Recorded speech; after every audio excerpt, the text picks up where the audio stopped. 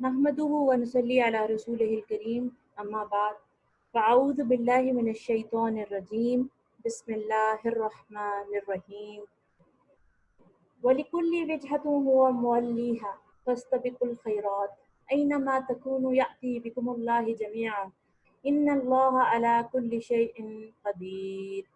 सदक़ल्लाहुल अज़ीम। और हर एक के लिए तवज्जो की एक सिमत मुकर्रर है और वो उसी की तरफ रुख करता है। बस तुम नेकियों की तरफ पेशकदमी किया करो। तुम जहाँ कहीं भी होगे अल्लाह तुम सबको जमा कर लेगा। बेशक अल्लाह हर चीज़ पर खूब कादिर है। सदक़ल्लाहुल अज़ीम। ये आयत मुझे हमेशा से बहुत अट्रैक्ट करती है। जब से मैंने कुरान को तर्जुमे के साथ पढ़ना शुरू किया तो एक जो बहुत फ्रेज़ ऐसी थी जो बार बार कोट की जाती थी और जो बार बार मुझे बहुत अट्रैक्ट करती थी, वो थी फस्तबिकुल खैरात। आप देखिए मैंने उसका फ़ॉन्ट कलर डिफरेंट रखा है क्योंकि मैंने अपना जो सारी यूट्यूब का चैनल है जो मैंने आपके साथ अपना लीफलेट शेयर किया, उसमें हमने जो मेन हेडिंग दी है इसको वो फस्तबिकुल खैरात ही है, यानी बस तुम नेकियों की तरफ पेशकदमी किया करो। ये इसका उर्दू तर्जुमा है। And as if it is as if you are striving for a race and the race is in good deeds. तो ये एक ऐसी रेस है जो हमने लगानी है, एक ऐसी दौड़ है, एक ऐसे कंपटीशन में हम अपने आप को इंशाल्लाह इन्वॉल्व करना चाह रहे हैं, जिसका हमें अल्लाह ताला की तरफ से हुक्म है कि हम नेकियों को हल करने के लिए एक दौड़ लगा दें, एक रेस लगा दें, एक कंपटीशन में पड़ जाएं। और अल्लाह ताला फरमाते हैं इसके फ़ौरन बाद, इसकी कंटिन्यूशन आयत की ऐसी है कि तुम जहाँ कहीं भी होगे अल्लाह तुम सबको जमा कर लेगा। जब इब्ने कसीर को मैंने खोला इसकी तफसीर के लिए तो मुझे पता चला कि अल्लाह ताला कहते हैं कि तुम खाक बन जाओगे, तुम्हारी हड्डियाँ अभी गल सड़ जाएंगी may be depending on your state in the कब्र। लेकिन अल्लाह ताला ये कुदरत रखता है क्योंकि वो हर चीज़ पर कादिर है कि वो तुम सबको दोबारा हशर के मैदान में जमा कर लेगा in your real physical form. और इसीलिए हमने दौड़ लगानी है नेकियों की तरफ, ताकि हम वहाँ पर बहुत कामयाब इंसानों की शक्ल में इंशाल्लाह खड़े हों। This is a little basic introduction of the group which we have alhamdulillah made, जिसका आप एक हिस्सा हैं और आपके बगैर कुछ भी नहीं है। और बस ये एक दौड़ है जो हम सब ने लगानी है नेकियों की तरफ। आज का फॉर्मल लेसन का हम आगाज़ करते हैं। सबसे पहले एक डिस्क्लेमर ये है कि मैं आपकी तरह की एक स्टूडेंट हूँ। जो है वो ये है कि अल्लाह ताला ने मुझे थोड़ी सी मेरी स्किल्स ऐसी दे दी हैं कि मैं इन चीज़ों को इस तरह से आपके सामने ले आई हूँ। अल्हम्दुलिल्लाह आप में से बहुत सारे ऐसे लोग, बल्कि सब के सब अमाल में मुझसे ज़्यादा हैं, और बस हमने एक दूसरे को दुआओं में याद रखना है और एक दूसरे के अमाल में इजाफे का बाइस बनना है। तो जो दुआ है जो हमें सुन्नत में भी सिखाई गई है, ये दोनों कुरानी दुआएं हैं, हम सबको आती हैं। एक दफ़ा इनको पढ़ लेते हैं ताकि जो हम आज जिस नीयत से यहाँ बैठे हैं उस नीयत को के हसूल में अल्लाह ताला की मदद भी हमारी शामिल हाल हो जाए। औज़ु बिल्लाहि मिनश शैतानिर रजीम। रब्बि ज़िदनी इल्मा रब्बि इश्रह ली सदरी व यस्सिर ली अमरी वहलुल उक़दतम मिन लिसानी यफ़क़हू क़ौली। ए अल्लाह मेरे इल्म में इजाफ़ा फरमा, ए अल्लाह मेरे सीने को खोल दे और मेरे काम को आसान फरमा दे और मेरी ज़बान की गिराह को खोल दे ताकि वो मेरी बात को समझ सके। So with this positive note, let's recite Durood Sharif in our hearts. I'm giving you silent 1 minute to recite Durood Sharif in your heart. As it is जुम्मा और जुम्मे के बाद बरकत दिन में हमें दुरूद शरीफ कसरत से पढ़नी चाहिए, तो प्लीज़ एक दफ़ा दुरूद शरीफ पढ़ लीजिए।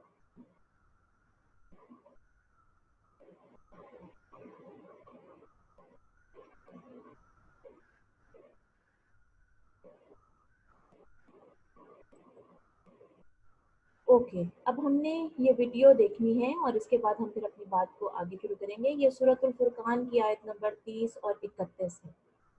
وقال الرسول يا رب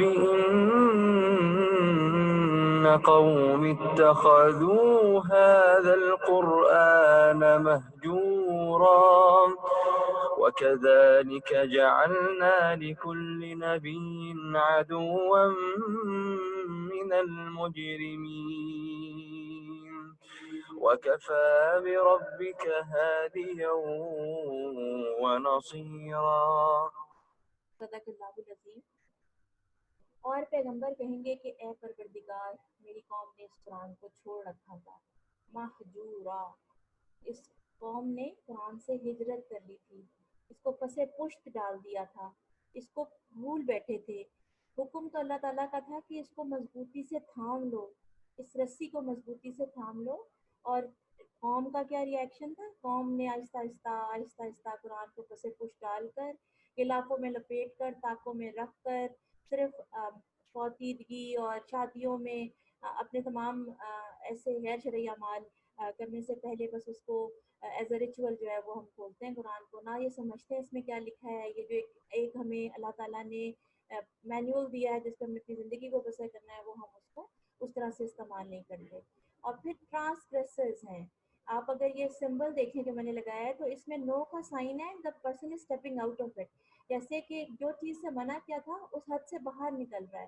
تو اللہ تعالیٰ نے ہمیں حد سے باہر نکلنے کا اسے منع کیا ہے۔ اور ظاہر ہے کہ جو لوگ جب اللہ تعالیٰ کی بنائی ہوئی حدود سے باہر نکلتے ہیں تو پھر وہ اپنے نبی کی دشمنی کر رہے ہوتے ہیں، یعنی اپنے نبی کی تعلیمات کے اگر خلاف ہم جا رہے ہیں تو آف کورس ہم ان کی تعلیمات کو فورٹیفائی نہیں کر رہے، ان کے پیغام کو آگے نہیں پہنچا رہے، ہمارے اعمال میں ہی وہ پیغام نہیں ہے، تو ہم پھر ان ٹرانسگریسرز میں نہ اللہ تعالیٰ ہمارا شمار کرے۔ اللہ تعالیٰ ہمیں اپنے دین کو مضبوط کرنے والوں میں ہمارا نام لکھ دے اور ہمارے اعمال کو لکھ دے، اور تمہارا پروردگار ہدایت دینے اور مدد کرنے کو کافی ہے۔ تو ہم نے ہدایت کس سے مانگنی ہے؟ اللہ تعالیٰ کی ذات سے۔ اور ہمیں ہدایت کون دے سکتا ہے اور ہماری مدد صرف کون کر سکتا ہے؟ کوئی نہیں سوائے اللہ تعالیٰ کی ذات سے۔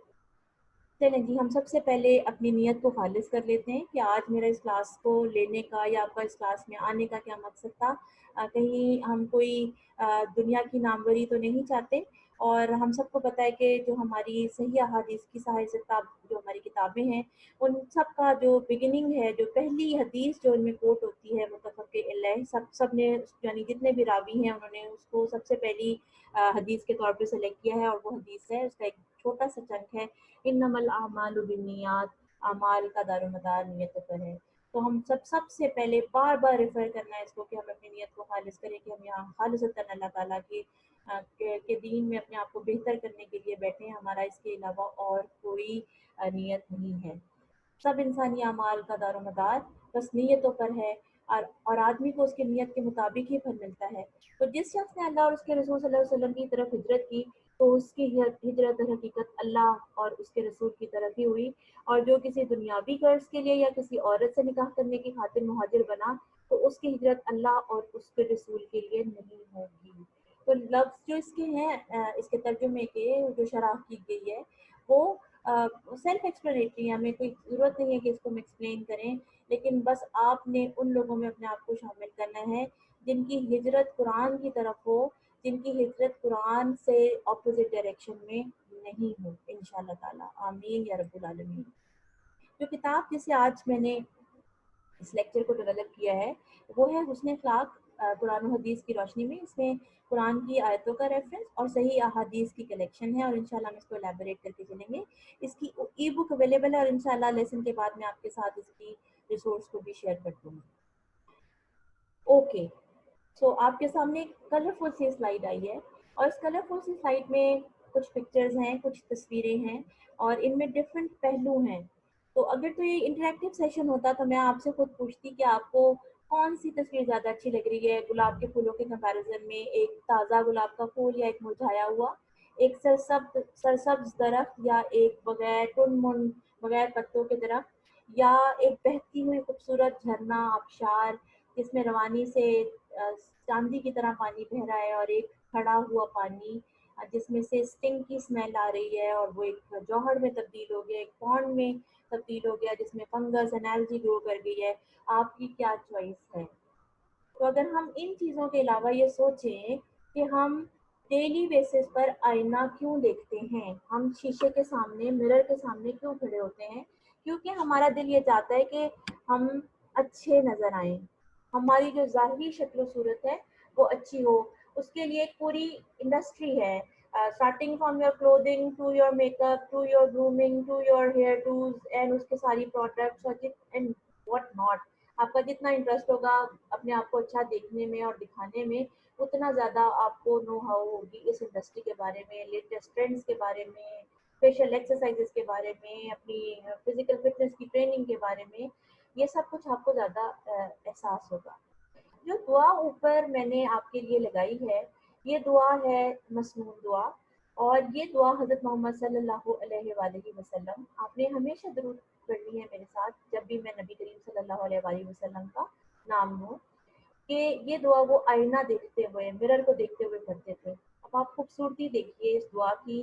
اٹ سیز اللہم انت حسنت خلقی فحسن خلقی، اے اللہ جیسے تو نے میری صورت اچھی بنائی، میرے اخلاق بھی اچھے کر دے۔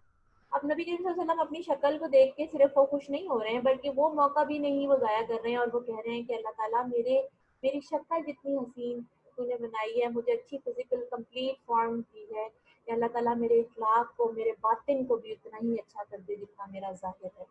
میں بھی آپ کو لگتا ہو کہ آپ کی کوئی فیشل فیچر یا کوئی باڈی فیچر جو ہے وہ ورلڈلی اسٹینڈرڈس کے اوپر میٹ نہیں کرتا، ناک موٹی ہے، آنکھیں چھوٹی ہیں، ہونٹ بھدے ہیں، what ever, colour complexion dark ہے، لیکن اللہ تعالیٰ نے آپ کو ایک خوبصورت فارم میں بنایا ہے۔ اور یہ کمپلینٹس تو بالکل ہی ناجائز ہیں، کیونکہ ہم اپنے کریٹر خود نہیں ہیں۔ تو اگر اللہ تعالیٰ نے ہمیں ایسا بنایا ہے تو that's okay, fine with it, کیونکہ ہم نے ورلڈلی اسٹینڈرڈ میں خوبصورت صرف دیکھ کے کچھ بھی نہیں کرنا۔ اگر صرف ورلڈلی اسٹینڈرڈ امپورٹنٹ ہوتے تو حضرت بلال حبشی کی وہ ویلیو نہ ہوتی اسلام میں، جو کہ کسی اور بہت حسین انسان کی شاید نہ ہو۔ تو بات یہ ہے کہ ہمارے لیے ظاہر اگر ہم اس کو سنوارتے ہیں کہ ہم اچھے دکھیں، ہم سے اسمیل نہ آئے، ہم نے اچھے کپڑے پہنے ہو، ہم نے اچھے سے اپنے آپ کو کیری کیا ہو، تو what about our characteristics, the morals, the mannerism which we have with us، ہم نے اس کے اوپر فوکس کرنا ہے۔ ایک ٹاسک آپ کا آج یہ ہے کہ آپ نے یہ دعا کسی چھوٹی سی نوٹ پیڈ پہ لکھ کے، چھوٹی سی کسی چٹ پر لکھ کے آپ نے اپنے آئینے کے اوپر اسٹک آن کر لینی ہے، اور جو نوٹ پیڈس ملتے ہیں، اسٹکی نوٹس ملتے ہیں، اس کے اوپر آپ نے کر لینی ہے، اور جب بھی آپ آئینہ دیکھیں تو آپ یہ جو ہے وہ اس کو پڑھیے۔ اور مجھے لگتا ہے کہ آپ اس کو کچھ دفعہ ہی پڑھیں گے تو انشاءاللہ یہ آپ کو زبانی یاد ہو جائے گی، لیکن یاد رکھیے کہ اگر آپ کو عربک یاد نہیں ہوتی اس کی، تو آپ کو اردو تو یاد ہے نا، کہ آپ ہر دفعہ آئینہ دیکھیں اور یہ دعا مانگیں دل میں، اللہ تعالیٰ جیسے تو نے میری صورت بنائی ہے، میرے اخلاق بھی ویسے اچھا کرتے، کیونکہ اگر آپ کے اخلاق اچھے نہیں ہوں گے تو لوگ آپ کی طرف اٹریکٹ نہیں ہوں گے، آپ اللہ تعالیٰ کی باتیں اپنے اعمال سے اور اپنی زبان سے لوگوں کو نہیں بتا سکیں گے، جس کے لیے آپ کو دنیا میں بھیجا گیا ہے۔ آپ کو صرف اس لیے نہیں دنیا میں بھیجا گیا کہ بس آپ آئیں، صبح کریں، شام کریں اور پھر چل پڑیں۔ بیسیکلی یہ زیادہ اکٹھے کرنے کا ٹائم ہے، یہ گڈ ڈیڈس کرنے کا ٹائم ہے، اور اس میں لوگوں کو ساتھ وتواصوا بالحق کی وتواصوا بالصبر کرنے کا ٹائم ہے، ٹھیک ہے؟ اچھا جی، اب ہم چلتے ہیں، آج کا جو ہم نے ٹاپک لیا ہے وہ ہے حسن الخلق، اس کو ہم عربک میں کہتے ہیں۔ اگر ہم اس ورڈ کو بریک آؤٹ کریں تو اٹ بیکم حسن اینڈ اٹ بیکمس خلق، ٹھیک ہے؟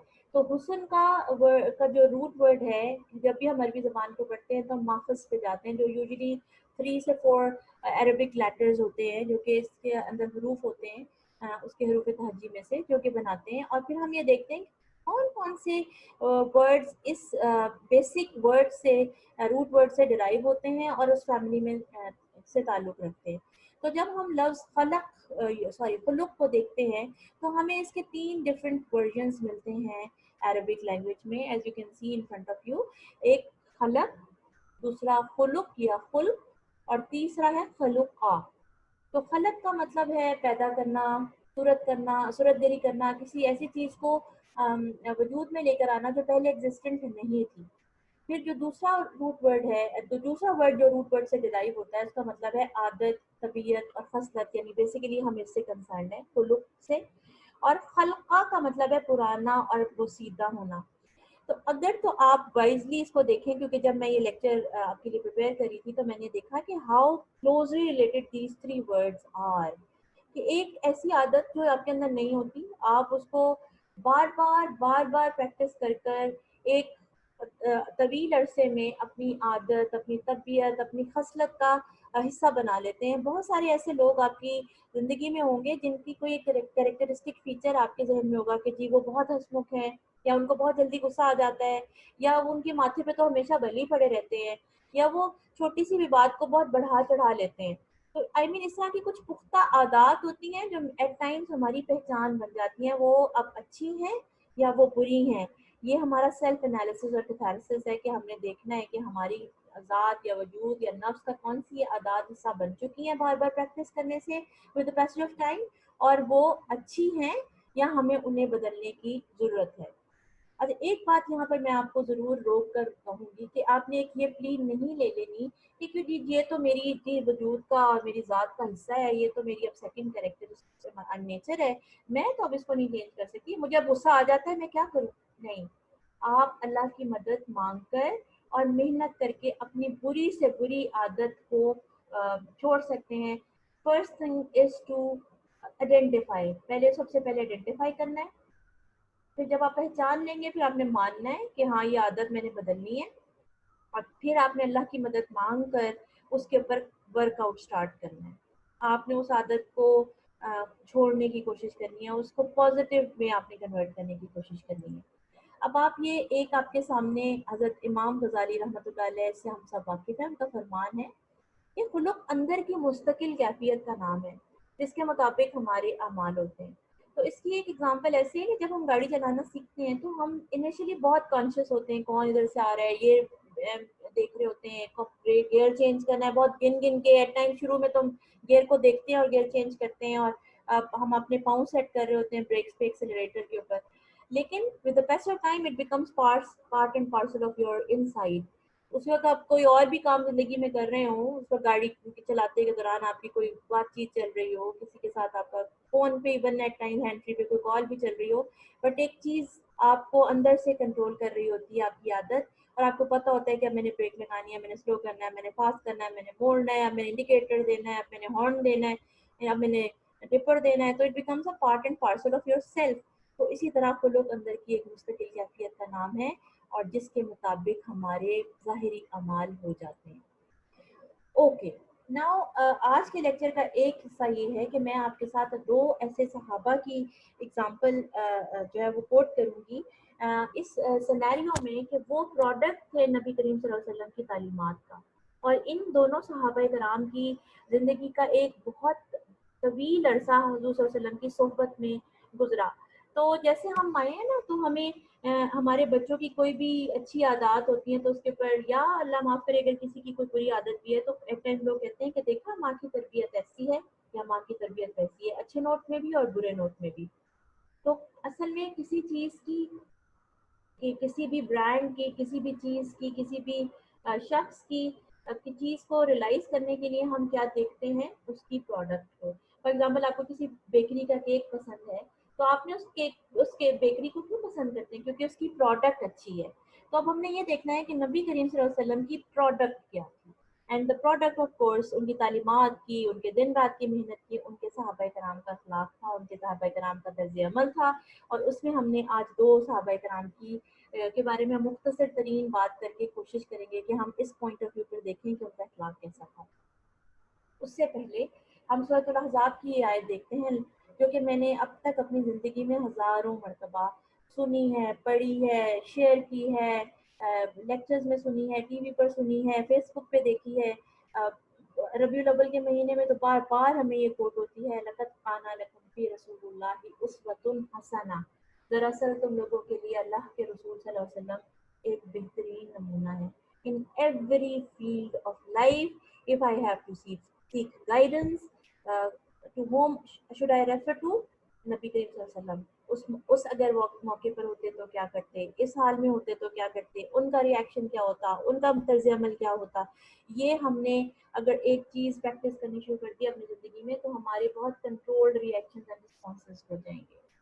اور ایک بات اور میں آپ کو یہاں کہنا چاہتی ہوں کہ یوزلی ڈفرینٹ کلچرز میں، ڈفرینٹ ریلیجنس میں ہر کوئی اچھے مورل کریکٹر کی ہی بات کرتا ہے. تو چنکس میں ہمیں اگزامپل لوگوں میں مل سکتی ہیں کہ وہ اس چیز میں بہت اچھے تھے، وہ خدمت خلق میں بہت اچھے تھے، وہ فلانے میں بہت اچھے تھے، وہ اس چیز میں بہت اچھے تھے. ہمیں مختلف اسکیٹرڈ اگزامپل دنیا میں ملیں گی لوگوں کی، لیکن ایک کامل شخصیت جس میں سب کچھ ہو تو وہ رسول اللہ صلی اللہ علیہ وآلہ وسلم کی ذات کے علاوہ کوئی نہیں.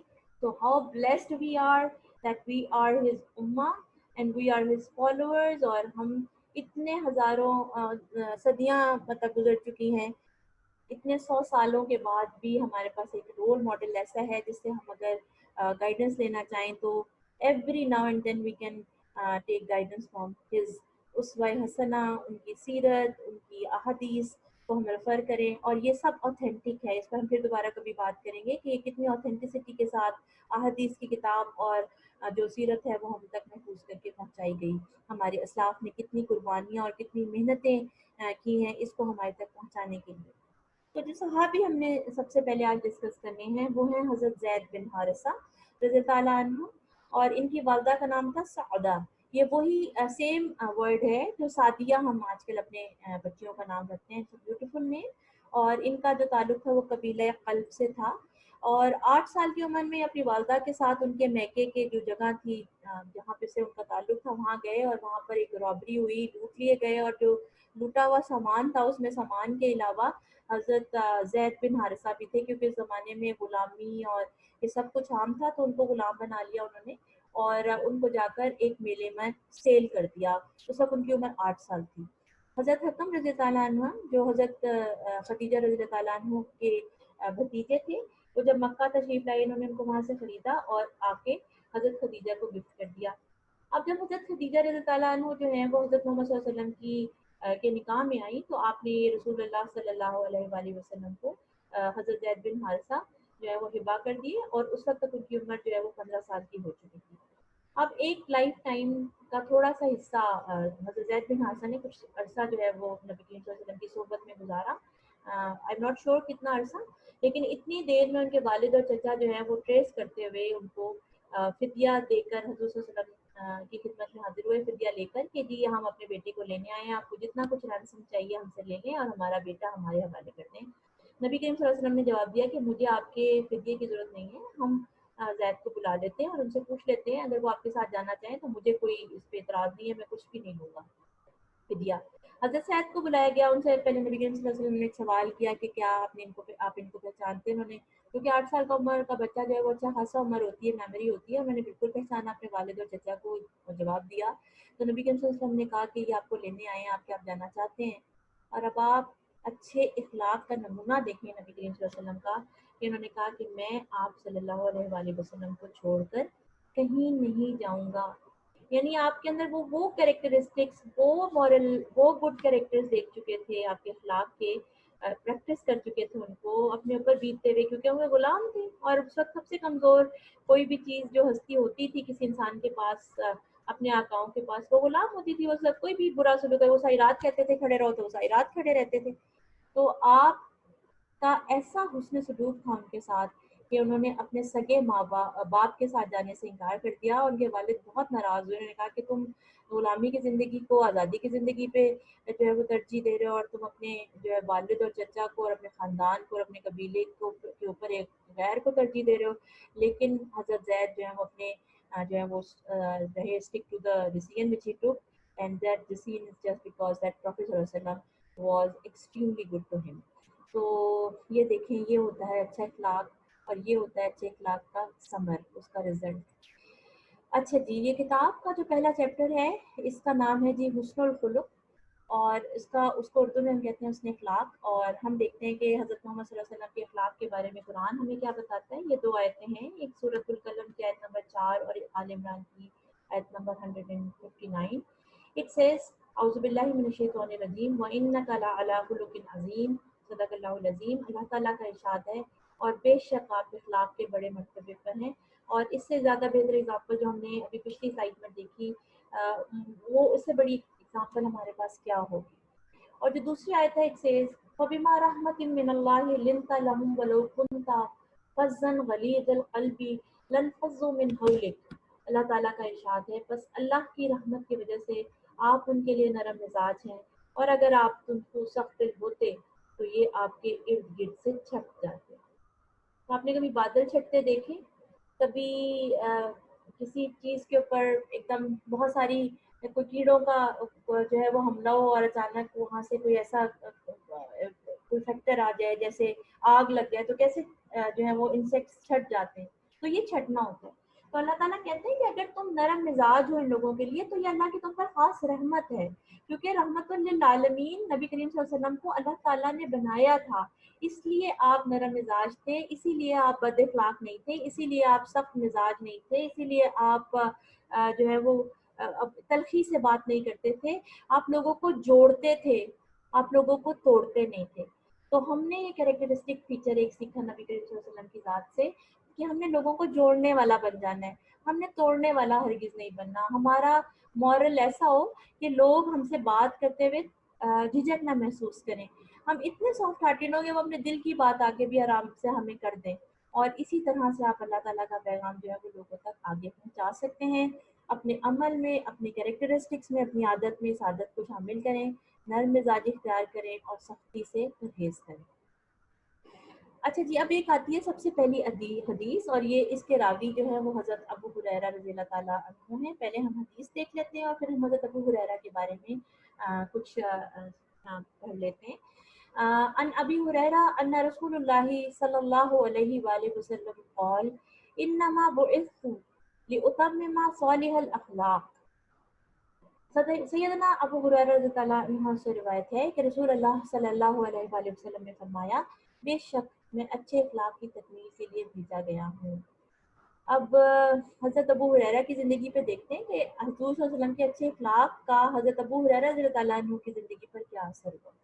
اوکے، حضرت ابو ہریرہ رضی اللہ عنہ جو ہے وہ ایک دوسی نوجوان تھے، قبیلہ دوس سے تعلق تھا جس کا تعلق یمن کے علاقے سے، اور اسلام سے پہلے جو ان کا نام تھا، یعنی قبول اسلام سے پہلے ان کا نام تھا عبد الشمس، یعنی سورج کا غلام۔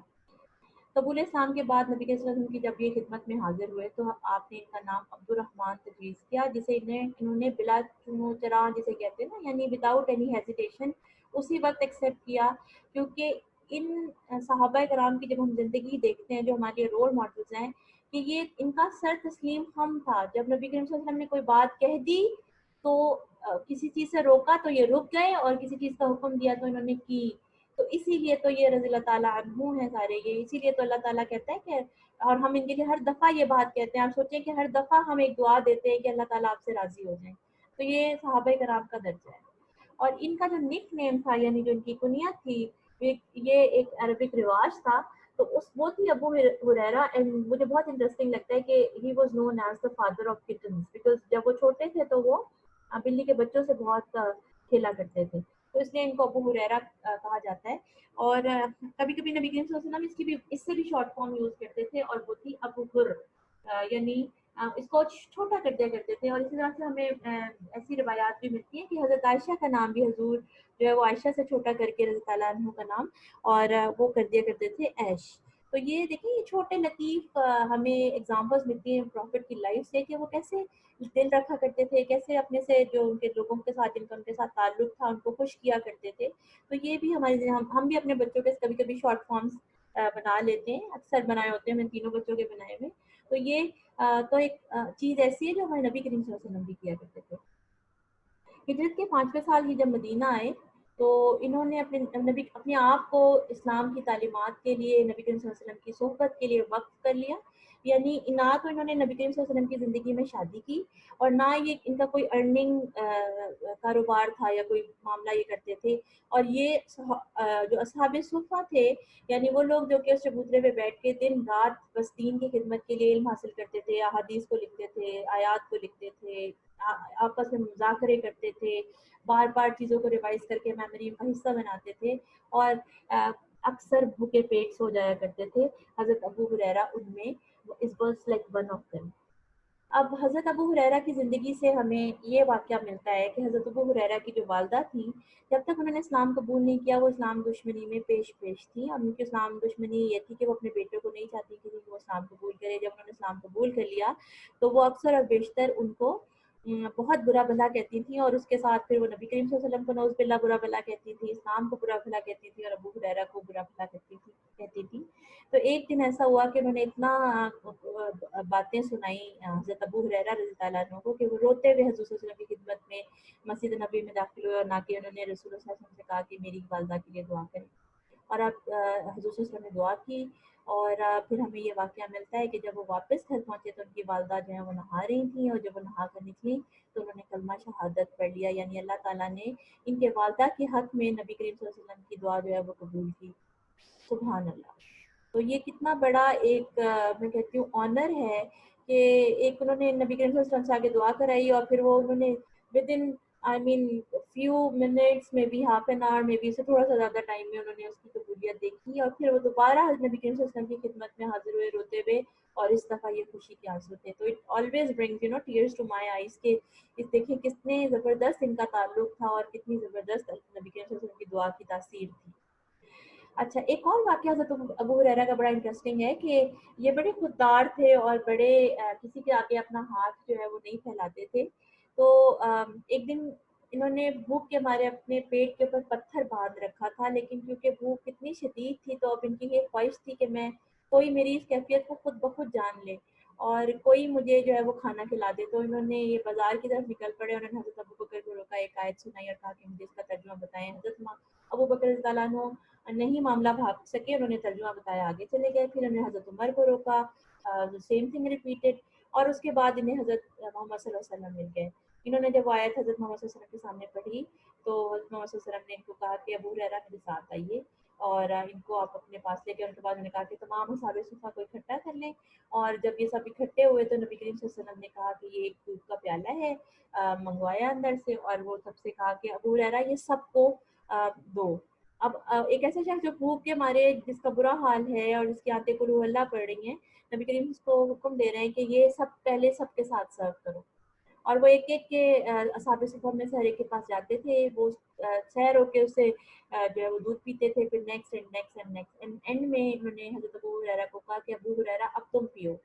اور حضرت ابو ہریرہ کہتے ہیں کہ میں نے اس سے ایک دفعہ دودھ پیا، نبی کریم صلی اللہ علیہ وسلم نے کہا اور پیو.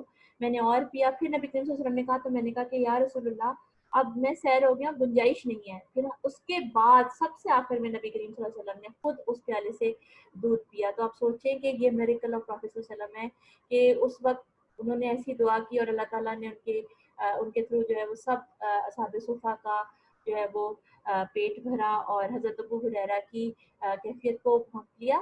یہ ہے اخلاق نبی کریم صلی اللہ علیہ وسلم کا، کہ وہ اپنے اتنے معاملہ فہم ہے کہ اپنے ساتھیوں کی تکلیف کو ان کی چہروں سے پہچان لیتے ہیں، انہیں کہنے کی ضرورت نہیں پڑتی. اور ایک اور واقعہ ہے بڑا انٹرسٹنگ سا کہ حضرت ابو ہریرہ رضی اللہ عنہ جو ہے وہ حضرت زید بن ثابت اور ایک اور صحابی کے ساتھ مسجد نبوی میں تشریف فرما تھے، اور سب تمام صحابہ جو یہ تینوں تھے یہ اپنی اپنی دعائیں کر رہے تھے. تو نبی کریم صلی اللہ علیہ وسلم کا وہاں بھی وہاں پہنچ گئے، تو یہ سب احتراماً چپ ہو گئے. تو نبی کریم صلی اللہ علیہ وسلم نے ان سے کہا کہ نہیں بھائی، آپ جو کر رہے تھے وہ جاری رکھیے، کیپ آن ڈوئنگ دیٹ. تو دونوں صحابہ کرام جو حضرت ابو ہریرہ کے علاوہ تھے، انہوں نے اپنی اپنی دعا مانگی. اور جب حضرت ابو ہریرہ کی باری آئی تو انہوں نے دعا مانگی کہ یا اللہ جو بھی میرے ساتھیوں نے مانگا ہے وہ سب بھی مجھے چاہیے، اور اس کے ساتھ مجھے ایسا علم چاہیے جو مجھے کبھی نہ بھولے. اب آپ یہ دیکھیں، دو چیزیں اس میں دیکھنے والی ہیں کہ ہمارے صحابہ کا اخلاق کیا ہے کہ وہ اکٹھے ہوتے ہیں تو وہ کیا کام، کس قسم کی ایکٹیویٹیز میں اپنے آپ کو انوالو رکھتے تھے، اور پھر جب وہ دعا مانگتے تھے تو وہ کس قسم کی دعائیں مانگتے تھے. اب وہ ایکٹیویٹیز کیا ہے کہ اکٹھے مل کے بیٹھے ہیں، گوسپ اور چغل خوری اور غیبت اور جو نارمل ڈسکشن ہم کرتے ہیں اس کے بجائے وہ کیا کر رہے ہیں، مل کے دعائیں مانگ رہے ہیں، ایک دوسرے کو آئیڈیاز دے رہے ہیں کیسے دعا مانگنی چاہیے. اور پھر جب وہ دعا مانگ رہے ہیں تو وہ کس طرح کی، دیکھیں دعا ہم اس چیز کی مانگتے ہیں جو ہماری انٹرنل ہوتی ہے، جو ہماری اندر کی فیلنگ ہوتی ہے. تو دعا کس چیز کی مانگی جا رہی ہے، ایسے علم کی. تو علم جو ہے نا وہ نبیوں کی میراث ہے. اور ایک اور واقعہ مجھے یاد آیا کہ حضرت ابو ہریرہ جو ہے وہ ایک دن بازار میں چلے گئے اور اعلان کرنا شروع کر دیا کہ مسجد نبی پہنچو، نبی کریم صلی اللہ علیہ وسلم اپنی میراث تقسیم کر رہے ہیں. اب سب لوگ بھاگے بھاگے پہنچے تو وہاں ایسا کچھ بھی نہیں تھا. تو پھر جب پوچھا گیا، اس کا سوال کیا گیا تو انہوں نے کہا کہ وہاں کیا ہو رہا تھا. پتہ چلا کہ علم کی محفلیں سجی ہوئی تھی. تو انہوں نے کہا کہ نبیوں کی جو میراث ہوتی ہے، جو وراثت ہوتی ہے، وہ علم ہوتا ہے. تو آپ ان کی لطافت بھی دیکھیں اور حکمت بھی دیکھیں اور ان کی باتیں دیکھیں تو آپ حیران رہ جائیں کہ یہ لوگوں کا اخلاق تھا جو ہمارے رول ماڈل ہونے چاہیے. حضرت محمد صلی اللہ علیہ وسلم کی وفات کے بعد حضرت ابو ہریرہ کی زندگی میں وہ ٹائم بھی آیا جب ماشاءاللہ کیونکہ بہت مسلمان کی حضرت عمر کے دور میں بہت فتوحات ہوئی، مال غنیمت تھا، سب لوگ خوشحال ہو گئے اور انہوں نے پھر بعد میں شادی بھی کی. لیکن اس کا یہ ہرگز مطلب نہیں ہے کہ انہوں نے اپنا علم کی دنیا سے کوئی رابطہ کاٹ لیا. ان کی ساری زندگی جو ہے وہ علم کی ترویج میں اور اس کے حصول میں ہی صرف ہوئی. یہ پھر لیٹر اسٹیجز آف لائف میں یہ گورنر بھی بنے اور اللہ تعالیٰ نے ان کو بہت خوشحالی دی. اور ان کے وصال کا واقعہ جو ہے وہ جب بھی بیان کرتی ہوں تو دل میں جو ہے وہ نرمی جو ہے وہ بڑھ جاتی ہے کہ جب ان کا وصال کا وقت قریب آیا تو یہ زاروں قطار رو رہے تھے. تو جب اور یہ کہتے جاتے تھے کہ میں اس لیے نہیں رو رہا کہ مجھے دنیا سے جانے کا غم ہے، بلکہ میں اس لیے رو رہا ہوں کہ سفر بہت طویل ہے اور زاد راہ بہت کم ہے. سبحان اللہ، ہم ایک ایسے شخص کی بات کر رہے ہیں جس نے سب سے زیادہ نمبر آف احادیث جس سے روایت کی ہیں، جس کو یہ لکھی بھی احادیث نہیں تھی، ان کو زبانی یاد تھی، جنہوں نے اپنی زندگی وقف کر دی تھی، جنہوں نے بھوک پیاس قربانیاں والدہ کی جو ہے وہ سختی سب کچھ برداشت کیا اسلام کے لیے، اور وہ کہہ رہے ہیں میرے پاس زیادہ راہ نہیں ہے. تو ہمیں کس چیز نے سیٹسفیکشن دے دی ہے کہ ہمارے پاس بہت زیادہ راہ ہے؟ تو پلیز ہم سب نے اپنے آپ کو نا ان آئینوں میں دیکھ کر اپنے آپ کو ریکٹیفائی کرنا ہے اور اپنے آپ کو اسٹریٹ کرنا ہے کہ ہم کہاں اسٹینڈ کرتے ہیں، ہمارے پاس کون سی زیادہ رائے اکٹھی ہو گئی ہے. اور پھر ایک اور بات جو انہوں نے کہی آخری بالکل جو ان کے جو کچھ جملے ہیں وہ اس طرح کے ہیں کہ اللہ تعالیٰ میں آپ سے ملنے کے لیے بہت خوش ہوں. تو میں دعا کرتا ہوں کہ آپ کو بھی میرے سے ملنے کی اتنی ہی خوشی اور اتنا ہی اشتیاق ہو. تو ثم الحمدللہ کہ ہمارے پاس حضرت ابو ہریرہ رضی اللہ عنہ کی اخلاق کی ان کی زندگی کا ایک مختصر سا حال اب موجود ہے جس کو دیکھ کر ہم اپنی زندگیوں کو صحیح کر سکتے ہیں. اب ہم کوئکلی ریکیپ کرتے ہیں، کوئکلی آگے چلتے ہیں اور کچھ جو ہے وہ احادیث کو مزید دیکھتے ہیں جو حضور صلی اللہ علیہ وسلم کے اخلاق کے بارے میں ہمیں ملتی ہیں. حضرت سیدنا انس بن مالک رضی اللہ عنہ سے روایت ہے کہ رسول اللہ صلی اللہ علیہ وسلم لوگوں میں سب سے زیادہ اچھے اخلاق کے حامل تھے اور اس کی ایگزامپل آپ سے پڑھتے ہوئے آ رہے ہیں.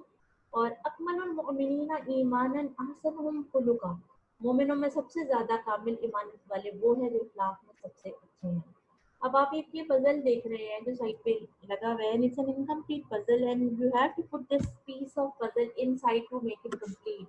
تو آپ نے اگر اپنے ایمان کی تکمیل کرنی ہے تو آپ کو اچھے اخلاق اپنانے پڑیں گے. اور انشاءاللہ ہم آنے والے لیسنز میں ان چیزوں کے اوپر غور کریں گے، اپنے آپ کو انالیسس کریں گے، اپنے آپ کا کتھارسس کریں گے. پھر یہ 3 اور احادیث ہیں جس میں پہلی حدیث جو ہے اس کا ترجمہ کچھ اس طرح سے ہے کہ میزان میں جو حسن الخلق ہے وہ بہت بھاری ہے، اور جو شخص جس کے پاس حسن الخلق ہوتا ہے وہ اس شخص کے درجے پر پہنچ جاتا ہے جو نفلی روزے اور نفلی نماز کا یعنی تہجد کا بہت اہتمام کرتا ہے. تو آپ یہ سوچیں کہ ایک انسان اچھے اخلاق اپنا کر نفلی عبادات کا درجے تک پہنچ سکتا ہے. دیکھیں فرض عبادت کی کوئی ریپلیسمنٹ نہیں ہے، وہ فرض ہے، وہ تو کرنی ہے.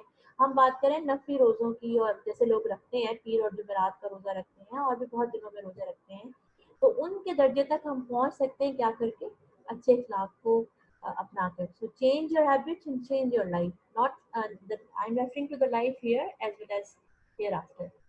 اور حضرت ابو ہریرہ سے ہی ایک اور روایت ہے کہ نبی کریم صلی اللہ علیہ وسلم نے فرمایا 2 خصلتیں منافق میں نہیں جمع ہو سکتی، اچھا چال چلن یعنی گڈ مورل کیریکٹرز اور دین کی سمجھ. جو شخص منافق ہے اپیرنٹلی بتا رہا ہے کہ جی میں بہت اچھا مسلمان ہوں، اس میں 2 چیزیں نہیں ہو سکتی اکٹھی، اچھا چال چلن اور دین کی سمجھ.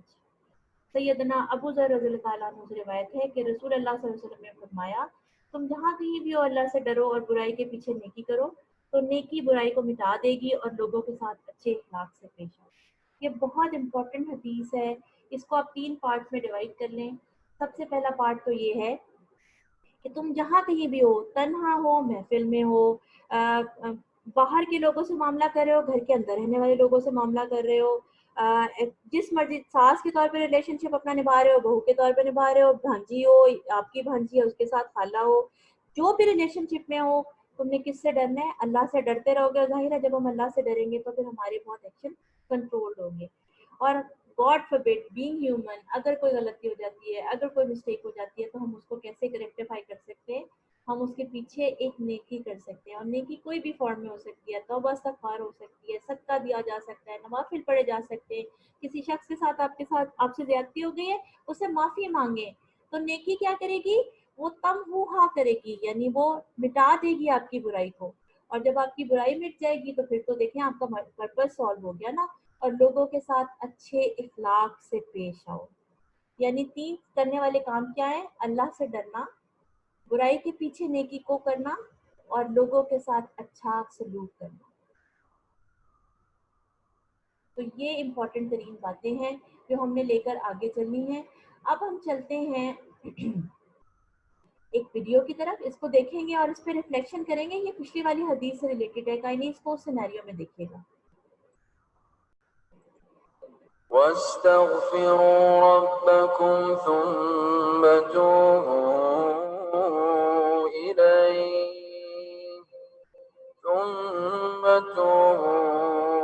إليه إن ربي رحيم ودود. سبحان اللہ، سبحان اللہ. قربان جاؤں میں اپنے رب کی ذات کی، جس نے ہمیں وہ طریقہ بتا دیا کہ اگر کوئی غلطی ہم سے ہو گئی ہے تو ہم نے کیا کرنا ہے؟ توبہ استغفار کرنی ہے، اور اس ایمان کے ساتھ کرنی ہے کہ وہ ہماری توبہ کو، ہمارے استغفار کو قبول کر لے گا اور ہمیں دوبارہ سے ہماری اسٹیٹ کو صاف کر دے گا. اور ہم کوئی بھی برا کام ہو جائے تو ہم نے اس کے بعد اس کو نیکی سے کور کرنا ہے اور نیکی سے اپنی برائی کو ڈھانپ دینا ہے. تو یہ ایک بہت اسٹرانگ میسج ہے. آپ نے کبھی بھی ہوپ لیس نہیں ہونا اپنی زندگی میں. اگر بہت خدا نہ خواستہ کوئی غلطی ہو بھی گئی ہے تو آپ اس کو نیکی کر کے اس کو اچھائی میں تبدیل کر سکتے ہیں. اب ہم یہ ایک اور دعا سیکھیں گے انشاءاللہ. ہمارا دوسرا ٹاسک یہ ہے آج کا کہ ہم نے یہ دوسری دعا بھی یاد کرنی ہے. اللہم انی اعوذ بک من منکرات الاخلاق والاعمال والاہواء. اے اللہ، بے شک میں برے اخلاق، برے اعمال اور بری خواہشات سے تیری پناہ مانگتا ہوں. تو اسٹیکی نوٹ پہ آپ نے اپنے جہاں پہ بھی آپ بیٹھ کے عبادت کرتے ہیں، علم حاصل کرتے ہیں، جو بھی آپ کی ایسی جگہ جہاں پہ آپ بہت فریکوینٹلی جاتے ہیں، تو پلیز یہ اپنی دعائیں وہاں لگائیں، ان کو یاد کریں اور ان کو اپنی زندگی کی روٹین کا حصہ بنائیے. اب ہم بالکل ٹورڈز دا اینڈ ہیں. یہ ایک بہت امپورٹنٹ سلائڈ ہے. It's basically self assessment slide. اس کو آپ نے، جب میں اس کو فردر ڈسپلے کرنے سے پہلے تھوڑا سا آپ کو کلیریفائی کر دوں کہ اس سلائڈ کا ہرگز مطلب یہ نہیں ہے کہ ہم کسی کی ایپ جوئی کر رہے ہیں، کوئی پرانے واقعات کو ریکال کر کے ہم کوئی چغل خوری یا غیبت یا وہ کر رہے ہیں. اگر آپ کا دل چاہتا ہے تو آپ یہ میرے ساتھ کسی پیج پر لکھ کے پکچر لے کر واٹس ایپ پہ شیئر کریں. اگر آپ کا دل نہیں چاہتا، یہ کوئی کمپلشن نہیں ہے، یہ آپ کے اپنے لیے ایک پریکٹس ہے. اور اس میں نے علامہ اقبال کا یہ ایک شعر کا ایک مصرع جو ہے وہ چنا ہے: تو اگر میرا نہیں بنتا نہ بن، اپنا تو بن. یعنی اپنا سیلف انالیسس تو ہم ہر کوئی انسان خود کرتا رہے. اور آپ کو یقین کریں کہ آپ سے بڑا جج اپنے لیے کوئی نہیں ہے، آپ کے علاوہ آپ سے بڑا جج کوئی نہیں ہے. تو ہم سب کو پتہ ہوتا ہے ہم نے کہاں غلطی کی ہے. تو یہ اگر پورا شعر اگر مجھے غلط نہ یاد ہو تو یہ ہے کہ اپنے من میں ڈوب کر پا جا سراغ زندگی، تو اگر میرا نہیں بنتا نہ بن، اپنا تو بن. یہ کچھ کوسچنس ہیں جو اب آپ کے سامنے ڈسپلے ہوئے ہیں. آپ نے ان کوسچنس کو ایک پیپر پہ لکھنا ہے اور پھر اپنے آپ کا سیلف انالیسس کرنا ہے کہ میرا کیا سیلف انالیسس ہے اپنے بارے میں. 3 ایسی چیزیں جو کسی نے آپ کے ساتھ کی اور آپ کو بری لگی. 3 ایسے واقعات جو آپ کی زندگی میں آپ کے ساتھ لوگوں نے کیے اور آپ کو اس وقت بہت برے لگے، آپ کی طبیعت پہ بہت گراں گزرے. پھر دوسرا کوشچن یہ ہے کہ آگے کالم بنا لیجیے گا، پھر آپ نے کیا کیا، پھر اس کا جواب آپ نے کس طرح دیا. اور جواب کے 3 ہی سینیریوز ہو سکتے ہیں.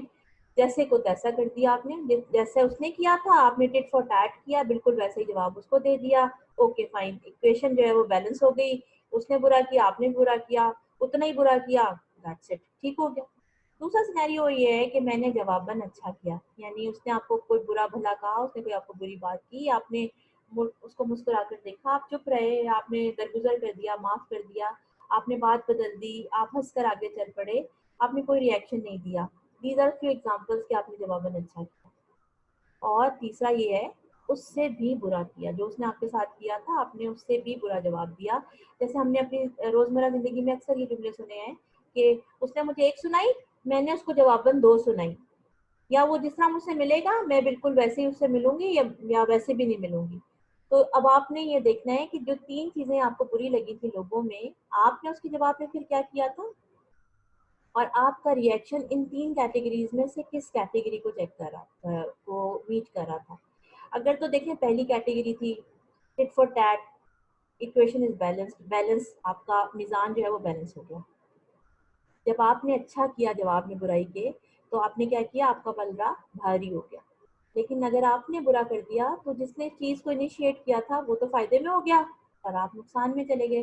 تو یہ کتھارسس آپ نے پیس اس ویک میں ضرور اپنا کرنا ہے. آپ کو بہت چیزیں اپنے آپ کو ریکٹیفائی کرنے کے لیے فیوچر میں یہاں سے سمجھ آئیں گی. اب ہم آج کی محفل کو اگین ایک سنت کی دعا کے ساتھ جو ہے وہ ختم کرتے ہیں.